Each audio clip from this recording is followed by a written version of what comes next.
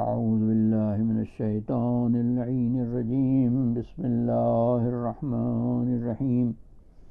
الحمد للہ رب العالمین الرحمن الرحیم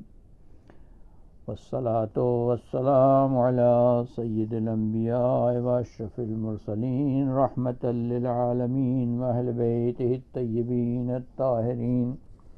لا سیما علی بن ابی طالب امیر المؤمنین وانبیاء اللہ المرسلین وملائکتہ المقربین وعباد اللہ الصالحین. درود بھیج محمد وآل محمد علیہ الصلوۃ والسلام. اللہم صل علی محمد وآل محمد وعجل فرجهم. السلام علیکم ورحمۃ اللہ وبرکاتہ.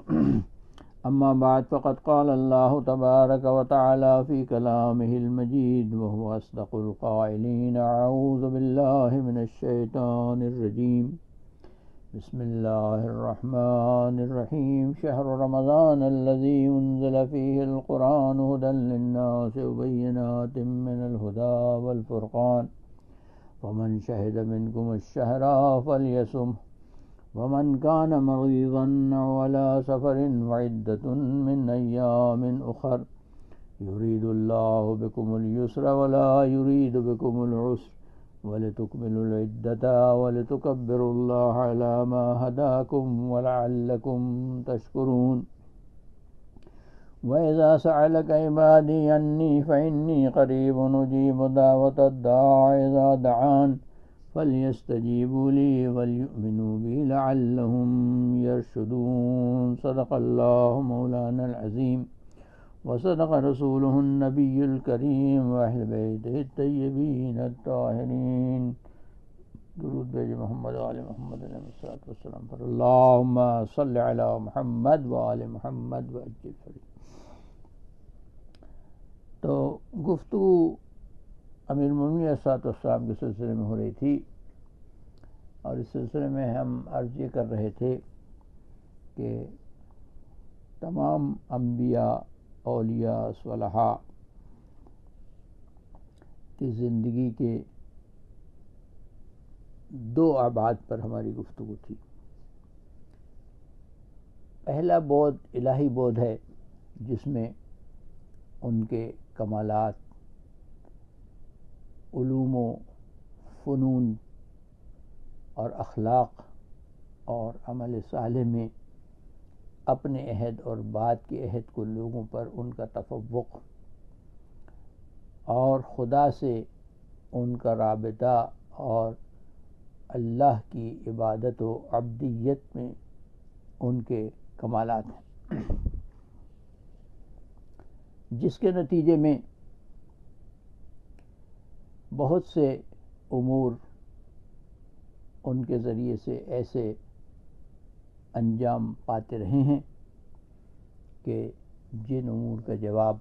اس دور کے مفکرین، علماء، محققین اور دانشوروں کے پاس نہیں تھا، کہ جس کو معجزے کا نام دیا گیا. دوسرا بعد دشمنوں کا وہ سلوک ہے کہ جو ان مقدس اور ان باکمال اور ان صاحب فضل و کرامت ہستیوں کے ساتھ انجام پایا، تاکہ ان ہستیوں سے جو فیض انسانیت کو پہنچ سکتا ہے، اس فیض یابی سے انسانیت کو محروم کیا جائے اور ان کو اس مقام بلند تک نہ پہنچنے دیا جائے کہ جس مقام بلند تک پہنچنے کے لیے ان کو خلق کیا گیا، تاکہ یہ جاہل اور خود غرض افراد ان لوگوں کی ہدایت کے سامنے سد راہ بن کر ان کو اپنے غلط مفادات کے لیے استعمال کر سکے. ہر دور میں یہ رہا ہے اور آج بھی ایسا ہی ہے. اس لیے خداوند عالم نے اس قسم کے لوگوں کے لیے عذاب کی نوید دی ہے، اور وہ لوگ کہ جو ان کی ان حرکتوں کی وجہ سے، ان کی ان بنائی ہوئی رکاوٹوں کی وجہ سے جہالت و گمراہی میں رہ جاتے ہیں اور ہدایت کے راستے پر نہیں پہنچ پاتے، ان کو قرآن مجید میں والمستضعفین من الرجال والنساء کہا ہے کہ یہ وہ لوگ ہیں کہ جن کو کمزور کر دیا گیا، نہیں کہ یہ کمزور تھے، ان کے اوپر کمزوری لاد دی گئی ہے۔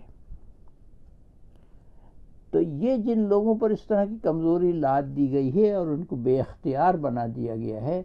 ان کا فیصلہ قیامت کے دن کچھ اور ہوگا۔ ان لوگوں کا کہ جو سد راہ بنتے ہیں، فیصلہ کچھ اور ہوگا۔ تو ان لوگوں کا سلوک انبیاء و ائمہ و اولیاء کے ساتھ ہر دور میں اس زمانے کے حالات اور اس رسول یا نبی یا امام یا ولی کے حیثیت کو دیکھ کر مختلف تھا۔ اس وقت چونکہ ہم حضرت علی علیہ السلام کے سلسلے میں گفتگو کر رہے ہیں، تو ہم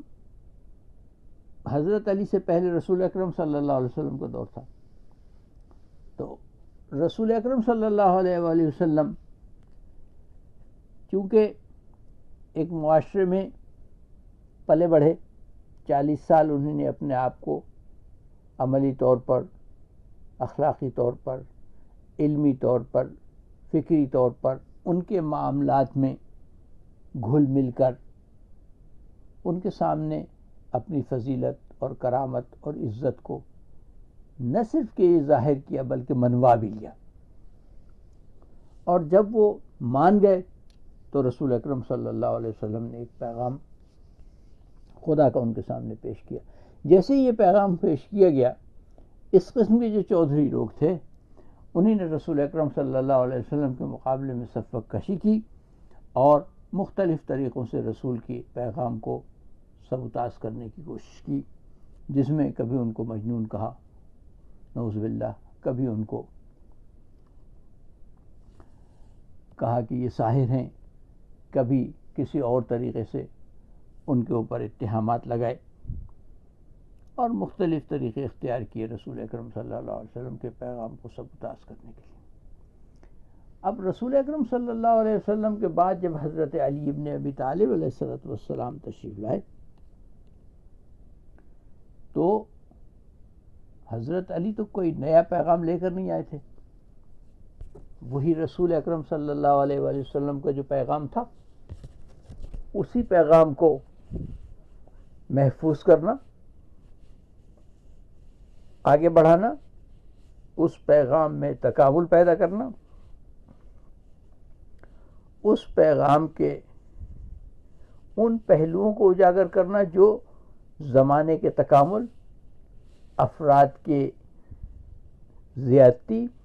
اور علاقوں کی وسعت کے ساتھ ساتھ پیدا ہو رہے تھے۔ تو اب امیر المومنین علیہ السلام کو جھوٹا تو کہا نہیں جا سکتا تھا، وہ کوئی نیا پیغام تو لے کر نہیں آئے تھے، ساحر بھی نہیں کہا جا سکتا تھا، کیونکہ یہ بات تو رسول اکرم سے منسوخ کی جا چکی تھی۔ اب یہاں پر کیا اسٹریٹجی بنائی جائے؟ تو یہاں پر دشمنوں نے چند مسائل کھڑے کیے۔ پہلے تو یہ کہ رسول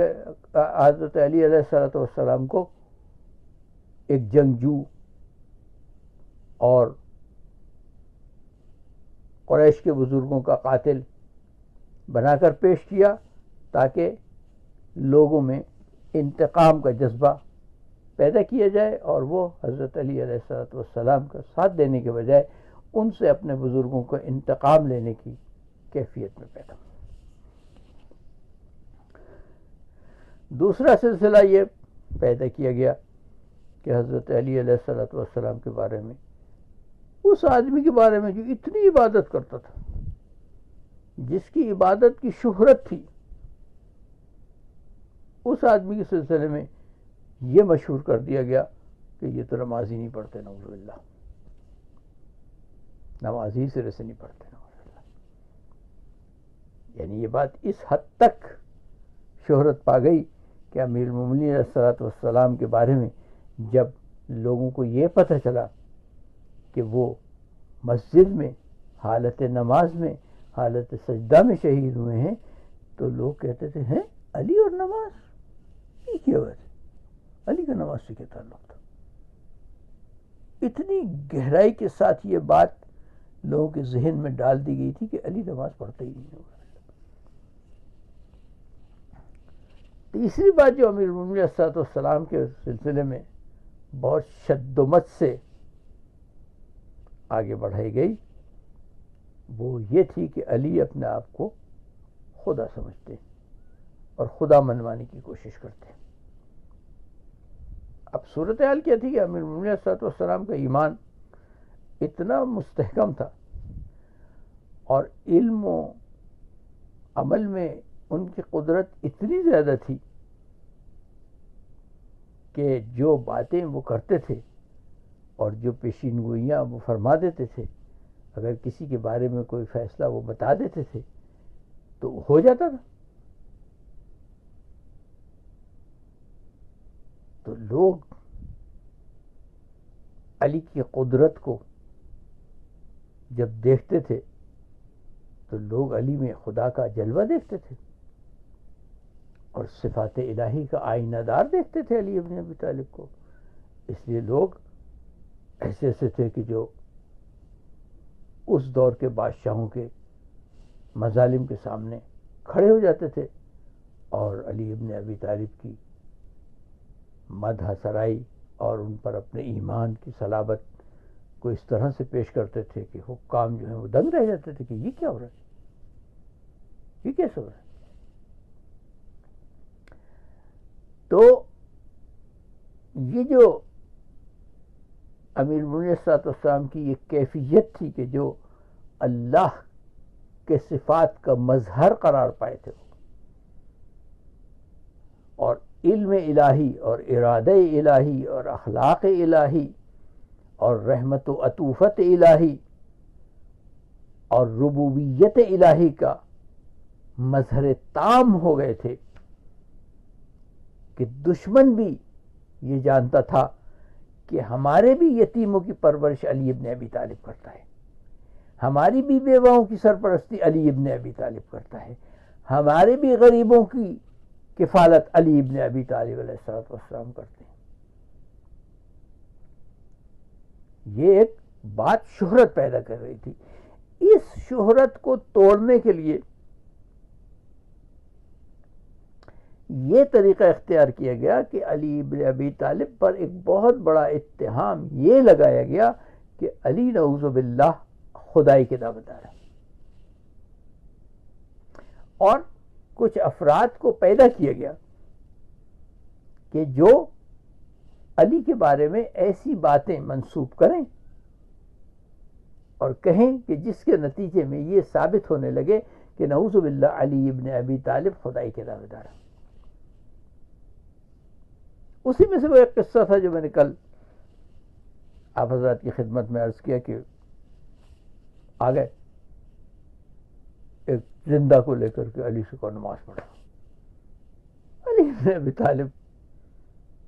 خدا کے ان اولیاء میں سے تھے کہ وہ اللہ تو انہیں لوگوں کے سامنے شرمندہ نہیں کر سکتا تھا، تو وہ تو علی کا مذاق اڑانے کے لیے آئے تھے۔ تو علی نے 3-4 مرتبہ پوچھا کہ میں پڑھا دوں؟ پڑھا دو۔ جب پڑھا دی تو کہا اٹھو، وہ اٹھا ہی نہیں، تو علی نے زندہ کر دیا۔ اب یہ جو زندہ مارا اور زندہ کیا، یہ مارا تو اللہ نے اور زندہ بھی اللہ ہی نے کیا۔ علی ابن ابی طالب نے تو نہیں کہا کہ میں اس کو مار رہا ہوں، علی ابن ابی طالب نے فقط یہی پوچھا کہ یہ مر چکا ہے، میں نماز پڑھا دوں اس کی؟ لوگوں نے پڑھا دو۔ اللہ کو یہی منظور تھا کہ علی کو جو سبک کرنے کے لیے آئے ہیں ان کو سبک کر دیا جائے۔ جو علی ابن ابی طالب جیسے تقرب الہی کے مالک کو ذلیل کرنے آئے ہیں ان کو رسوا کر دیا جائے، تو اللہ نے اس کو اور موت طاری کر دیا، وہ مر گیا. اب یہ سٹ پٹا گیا. تو علی نے کہا کہ کیا چاہتے ہو، اس کو دوبارہ زندہ چاہتے ہو؟ ٹھیک ہے، جس خدا نے اسے مارا ہے وہ اسے زندہ بھی کر سکتا ہے، میں بھی دعا کرتا ہوں زندہ ہو جاتا ہے. علی نے دعا کی، وہ زندہ ہو گیا، یہ لوگ چلے گئے. اس طرح کے واقعات، اس طرح کے حالات، اسی طرح سے ایسے ایسے سوالات چن کے لائے جاتے تھے علی ابن ابی طالب کے سامنے، جس کے سامنے آدمی لاجواب ہو جائے، لیکن علی ابن ابی طالب اس کا جواب دیتے تھے. تو لوگ پوچھتے تھے کہ علی یہ کیا بات ہے، آپ کیسے بغیر سوچے ایک دم سے جواب دے دیتے؟ تو کہتے دیکھو یہ خدائی کا دعوے دار ہے، یہ ایک دم سے جواب دے دیتا ہے، سوچتا بھی نہیں. اگر معمولی آدمی ہوتا تو سوچ کر بتاتا، یہ اپنے آپ کو غیر معمولی ظاہر کرنے کی کوشش کرتا ہے، خدا بنا کر اپنے آپ کو ظاہر کرنے کی کوشش کرتا ہے. تو یہ ایک بہت بڑا علی ابن ابی طالب کو کاؤنٹر کرنے کا اور علی ابن ابی طالب کی امامت کو محصور کرنے کا اور لوگوں کو علی ابن ابی طالب سے قریب ہونے سے روکنے کا ایک بہت بڑا ذریعہ اور ایک بہت بڑا پروپیگنڈا تھا جو علی ابن ابی طالب کی زندگی میں شروع کر دیا گیا.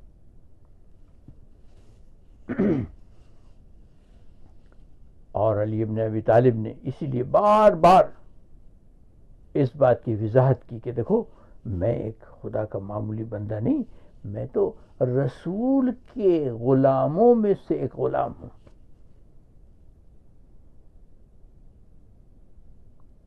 اور یہ بات علی ابن ابی طالب نے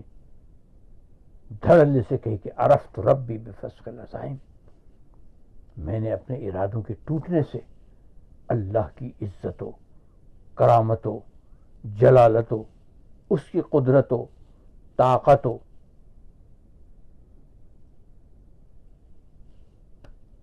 ربوبیت کا ادراک کیا. جب میں نے یہ دیکھا کہ مجھ جیسے قوی الارادے کا ارادہ بھی رک جاتا ہے یا بدل جاتا ہے، تو مجھے پتا چلا کہ لا حول ولا قوت الا باللہ العلی العظیم. کسی بھی چیز کے درمیان جو چیز طاقت حائل ہو سکتی ہے، جو طاقت کسی آدمی کے راستے کو بدل سکتی ہے، جو طاقت کسی قدرت مند ترین انسان کے راستے کو روک سکتی ہے، قدرت مند ترین انسان کے ارادے کو بدل سکتی ہے، وہ اللہ کی طاقت ہے. اور علی ابن ابی طالب نے وہ یادگار خطبہ پڑھا کہ جس میں علی ابن ابی طالب نے یہ فرمایا کہ واللہ یاد رکھو، اللہ اس کو ہمتوں کی بلندیاں اس تک پہنچ نہیں سکتی، فکر کی غواسیاں اس کو پا نہیں سکتی.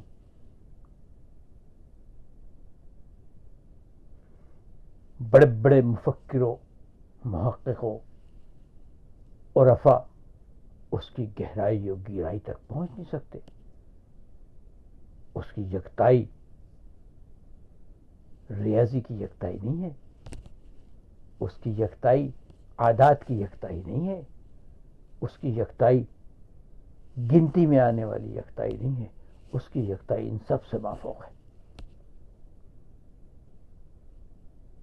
تم اگر اس کو تلاش کرنا چاہتے ہو تو وہ ملے گا نہیں، کیونکہ وہ اتنا قریب ہے کہ تمہیں نظر نہیں آ سکتا. اور اگر اس کے قرب کو محسوس کرنا چاہتے ہو تو وہ محسوس نہیں ہوگا، اس لیے کہ وہ ہر جگہ ہے. اس تک اگر فکر کی پرواز سے اس کو پکڑنا چاہتے ہو تو وہ فکر کی گرفت سے آزاد ہے، وہ فکر میں آ نہیں سکتا. عقول و تفکرات و تعقلات و فتن اس تک رسائی نہیں حاصل کر سکتے، اس لیے کہ جو وجود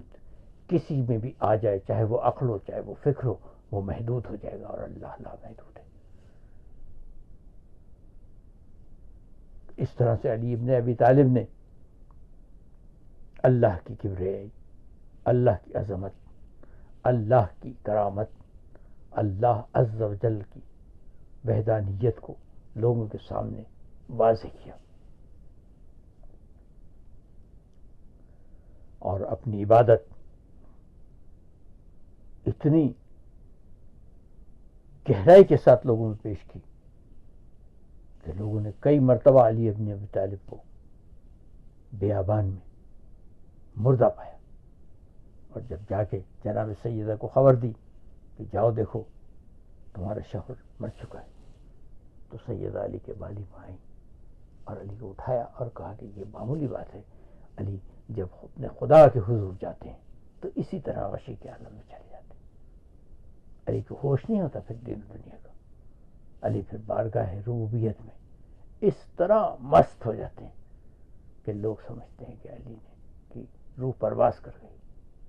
لیکن علی زندہ ہوتا ہے۔ تو امیر مومنین صلی اللہ علیہ وسلم نے بہت کھکیڑے جھیلے، اللہ اکبر، بہت سخت حالات سے علی ابن ابی طالب کو گزرنا پڑا۔ یہ تو ٹھیک ہے کہ رسول اکرم صلی اللہ علیہ وسلم نے یہ فرمایا کہ جتنا مجھے اذیت کیا گیا کسی نبی کو اذیت نہیں کی، یہ بھی بہت بڑی بات ہے کہ جناب سیدہ نے فرمایا کہ مجھے اتنا اذیت کیا گیا کہ اگر یہ مصائب دنوں پر پڑتے تو وہ رات ہو جاتی، لیکن علی ابن ابی طالب کا کمال یہ تھا کہ اگر غور کیا جائے تو رسول کے تمام مصائب علی پر بھی پڑے،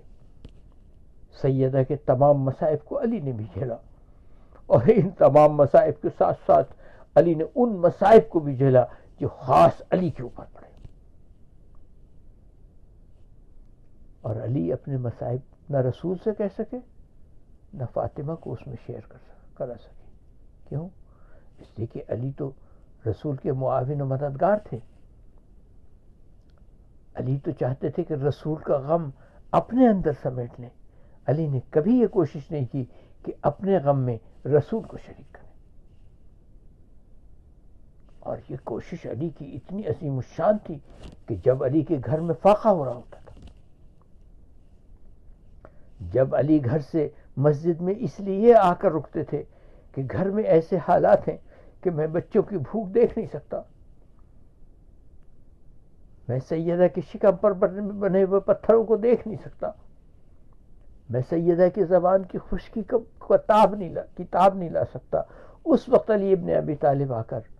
مسجد میں خدا سے راز و نیاز کر رہے ہوتے تھے، اور اس وقت رسول آ کر علی سے کہتے تھے کہ علی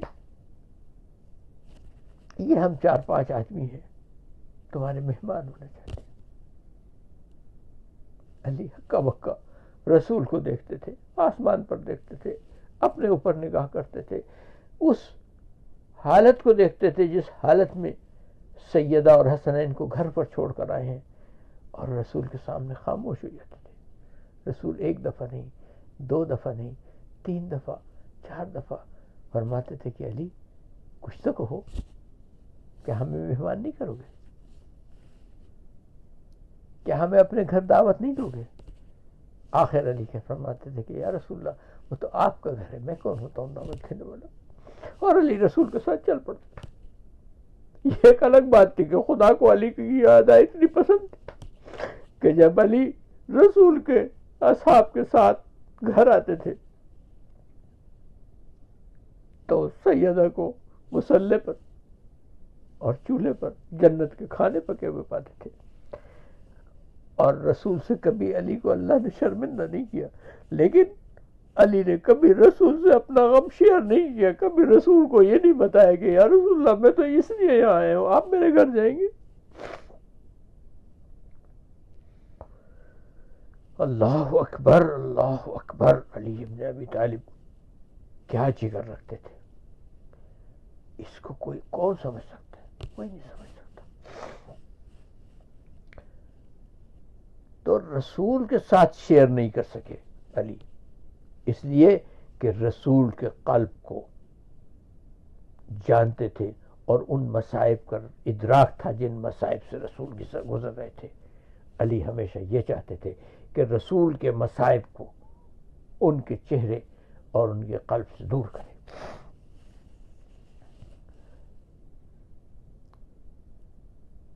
اسی طرح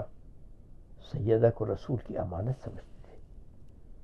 اس لیے رسول گھر میں بھی سیدہ کے ساتھ اس طرح رہتے تھے کہ سیدہ کے دکھ اپنے کلیجے میں اتار لیں. اپنا دکھ کبھی سیدہ سے نہیں بیان کیا علی نے.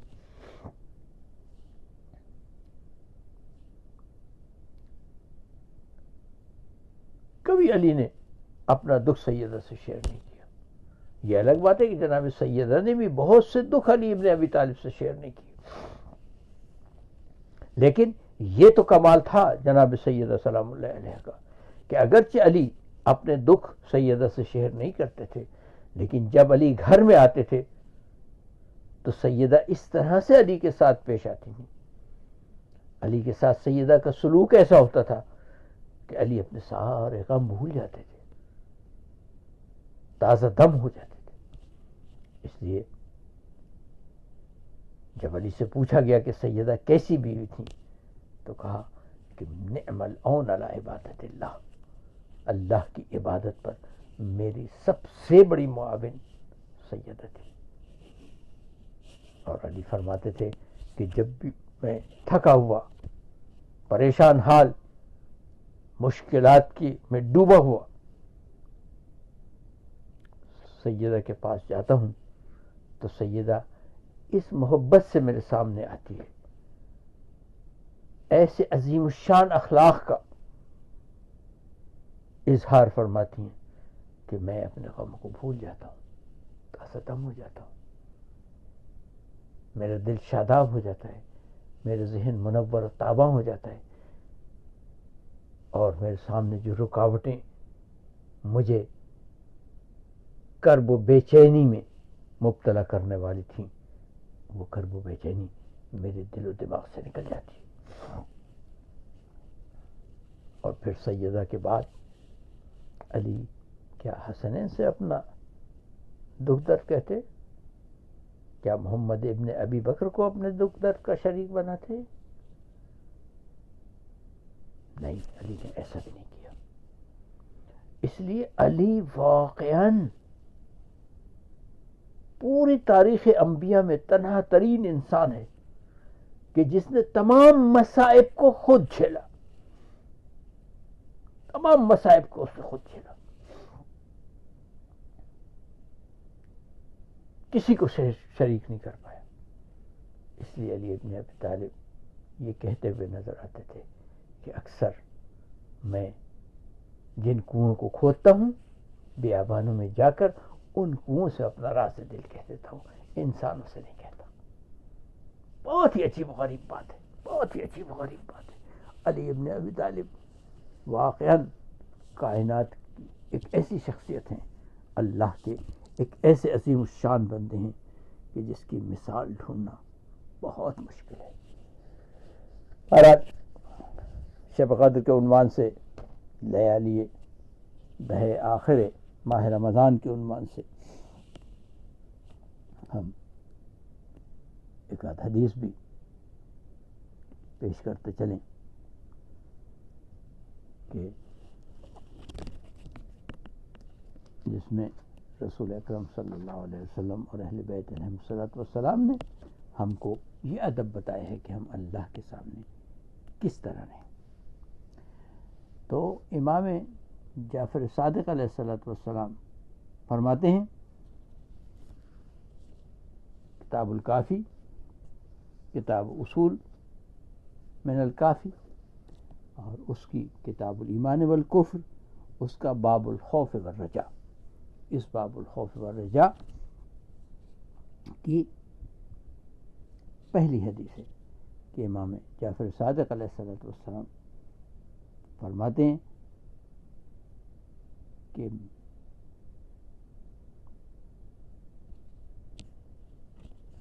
لقمان کی وصیت کیا تھی؟ کہا کہ لقمان کی وصیت میں بڑی عجیب عجیب باتیں تھیں. اور ان میں سے ایک عجیب فیہا العاجیب، بہت ہی عجیب و غریب باتیں تھیں لقمان کی کثیر. وَكَانَ أَعْجَبُ مَا كَانَ فِيهَا، بہت ہی تعجب کی بات، انتہائی حیرت انگیز بات جو اس میں تھی وہ یہ تھی کہ انہوں نے اپنے فرزند سے فرمایا کہ خف اللہ عز وجل خیفتاً ولو جئتہ ببر الثقلین لعذبک. اللہ اکبر، اللہ اکبر. کہ بڑی عجیب بات یہ تھی اس میں کہ انہی نے، حضرت لقمان نے اپنے فرزند سے کہا کہ دیکھو اللہ سے خشیت کرو، اللہ کے غضب سے بچنے کی کوشش کرو، اللہ کے غضب سے ہمیشہ ڈرتے رہو، اللہ کی ناراضگی کا خوف اپنے دل میں ہمیشہ زندہ رکھو. ولو جئتہ ببر الثقلین، چاہے تم پوری کائنات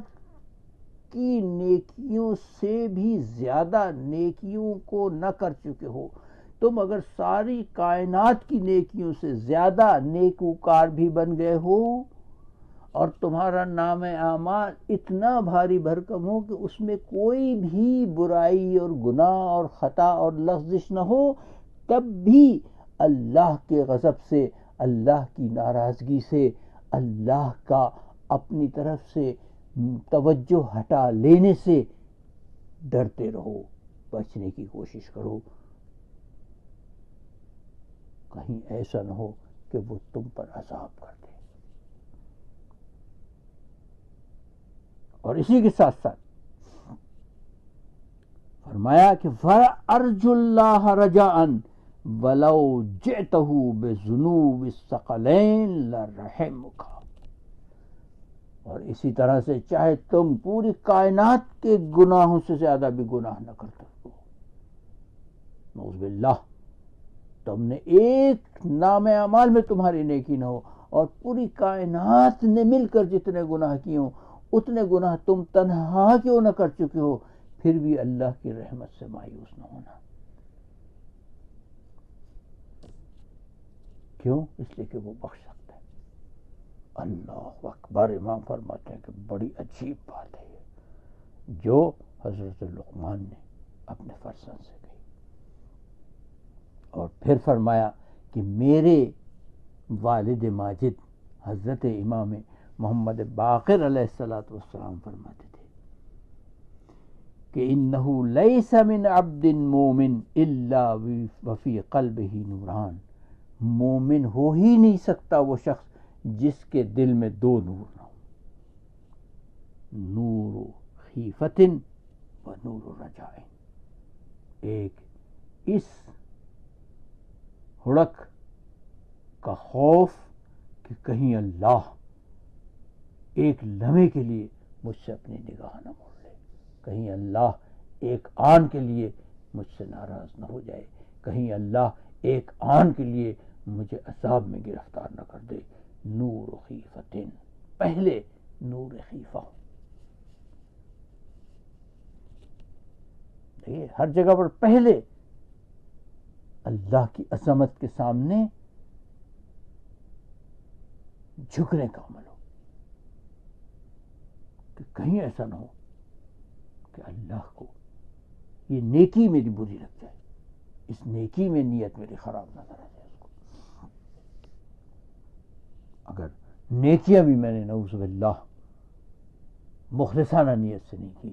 اس میں اللہ کے ساتھ کسی کو شریک کر دیا تو ان نیکیوں سے بھی اللہ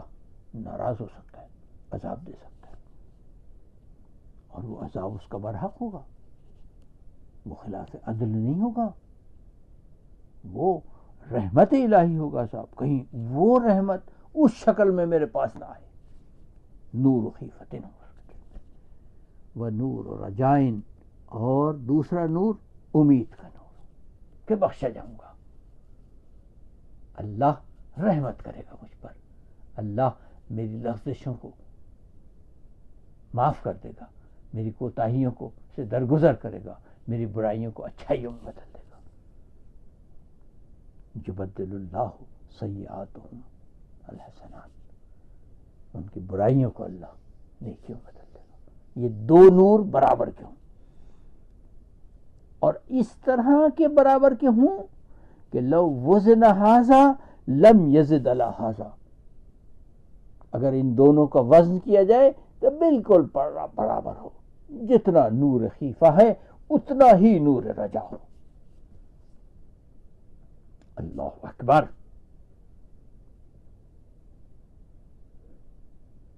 لو وزن ھذا لم یرد علی ھذا ولو وزن ھذا لم یرد علی ھذا،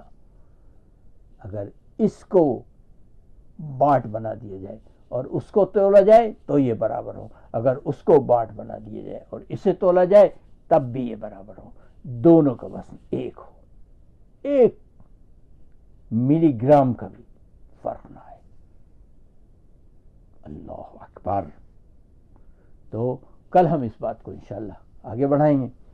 اور آج ہم اللہ سے یہی دعا کرتے ہیں کہ پروردگار ہمیں ان دونوں انوار سے ہمارے قلوب و افکار و اذہان و اعمال کو منور و تابع فرما، مزین فرما۔ پروردگار امام باقر علیہ السلام اور امام جعفر صادق علیہ السلام کو دل کو آج شب ہم سے شاد کر دے، علی ابن ابی طالب کے قلب حزین کو آج شب ہم سے شاد کر دے، وہ حسن ملال علی ابن ابی طالب کا آج شب ہماری ان دعاؤں اور اس تیرے ذکر اور اس تیرے علوم کی تک رسائی اور اس تیری عبدیت تک رسائی کی کوششوں کے نتیجے میں علی ابن ابی طالب کا دل آج سکون اور خوشی محسوس کرنے لگے، امام زمان علیہ السلام کا دل شاد ہو جائے، تو ہم سے شاد ہو جا اور تو ہماری طرف نگاہ کرم فرما دے، ہم سے اپنی نگاہ موڑنا نہیں پروردگار، ایک لمحے کے لیے بھی ہمیں اپنی رحمتوں سے محروم نہ کرنا یا رب، ایک لمحے کے لیے ہمیں عذاب کی دھمکی بھی نہ دینا اے پروردگار۔ ہم تیری بارگاہ عزت و جلال میں ہاتھ باندھے کھڑے، تجھے واسطہ تیرے محبوب انبیاء کا اور سب سے محبوب مخلوق رسول اکرم صلی اللہ علیہ وآلہ وسلم کا، اور اس کے محبوب بھائی علی ابن ابی طالب کا، اور اس کے محبوب بیٹی سیدۃ النساء العالمین کا، اور اس کے دونوں فرزندوں حسنین کا، اور اس کی اولاد طیبہ طاہرین ائمہ اہل بیت علیہ السلام کا واسطہ ہم سب کے قلوب کو، تمام عالم انسانیت کے قلوب کو، تمام مومنین کے قلوب کو، تمام مسلمانوں کے قلوب کو ان دو نوروں سے منور فرما دے، نور خیفۃ و نور رجاء۔ پروردگار ہم اپنے آپ کو کبھی بھی نہ تیرے عذاب سے آزاد سمجھیں اور نہ تیری رحمت سے محروم سمجھیں۔ وآخر دعوانا ان الحمد للہ رب العالمین۔ اللہم اخرجنا من ظلمات الوہم واکرمنا بنور الفہم، اللہم افتح علینا ابواب رحمتک وانشر علینا خزائن علومک برحمتک یا ارحم الراحمین۔ اللہم کن لولیک الحجۃ ابن الحسن صلواتک علیہ وعلی آبائہ فی هذه الساعة وفی کل ساعة ولیا وحافظا وقائدا وناصرا ودلیلا معینا حتی تسکنہ ارضک طوعا وتمتعہ فیہا طویلا برحمتک یا ارحم الراحمین وبحق محمد واہل بیتہ الطیبین الطاہرین۔ اللہم صل علی محمد وآل محمد اللہم صل علی محمد وآل محمد اللہم صل علی محمد وآل محمد وعجل فرجہم۔ بسم اللہ الرحمن الرحیم، الحمد للہ رب العالمین الرحمن الرحیم مالک یوم الدین، ایاک نعبد و ایاک نستعین، اہدنا الصراط المستقیم صراط الذین انعمت علیہم غیر المغضوب علیہم ولا الضالین۔ بسم اللہ الرحمن الرحیم، قل هو اللہ احد اللہ الصمد لم یلد ولم یولد ولم یکن له کفوا احد۔ بسم اللہ الرحمن الرحیم، قل هو اللہ احد اللہ الصمد لم یلد ولم یولد ولم یکن له کفوا احد۔ بسم اللہ الرحمن الرحیم، قل هو اللہ احد اللہ الصمد لم یلد ولم یولد ولم یکن له کفوا احد۔ بسم الله الرحمن الرحيم إنا أنزلناه في ليلة القدر وما أدراك ما ليلة القدر ليلة القدر خير من ألف شهر تنزل الملائكة والروح فيها بإذن ربهم من كل أمر سلام هي حتى مطلع الفجر اللهم صل على محمد وعلى محمد وعلى اللهم صل على محمد وعلى محمد اللهم صل على محمد وعلى محمد وعجل فرجه ربنا اغفر لي ولوالدي وللمؤمنين يوم يقوم الحساب رب ارحمهما كما ربياني صغيرا اللهم اجزهما بالإحسان إحسانا وبالسيئات رحمة وغفرانا اللهم اغفر للمؤمنين والمؤمنات والمسلمين والمسلمات الأحياء منهم والأموات تابعا لهم وبيننا وبينهم بالخيرات إنك مجيب الدعوات إنك على كل شيء قدير برحمتك يا أرحم الراحمين وبحق محمد وآل بيت الطيبين الطاهرين اللهم صل على محمد وآل محمد وعجل فرجهم وآخر دعوانا أن الحمد لله رب العالمين.